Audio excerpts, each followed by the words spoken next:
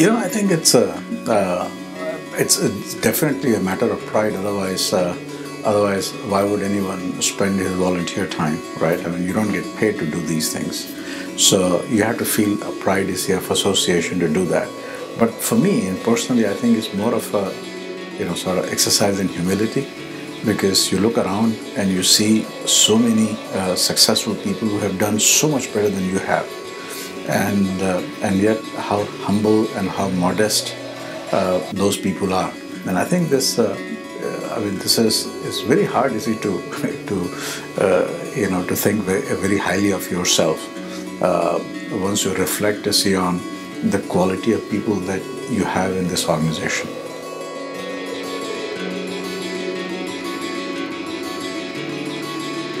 So it's interesting. I mean, I think, speaking just for me personally, I got involved in the TiE because I really wanted to hang around, you see, with these super successful people. And at that time, I really didn't have any sense of that I should be giving back and spending my time, you see, with the next generation of entrepreneurs. That's not what really initially drew me to this organization.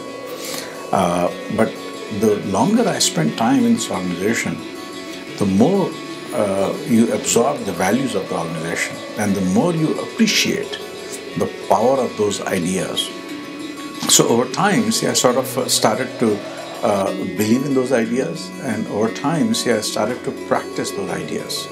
And so now, you see, when I talk to people, especially very successful people that I want to bring into TiE, my message to them is, it really reflects my experience, that you join for the reason that you want to be, see, with people who are very, very successful and in very different areas than your own, and you get to meet, you see, very, very quality individuals,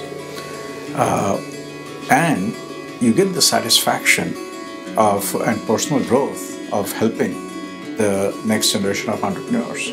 But I think it's not one or the other.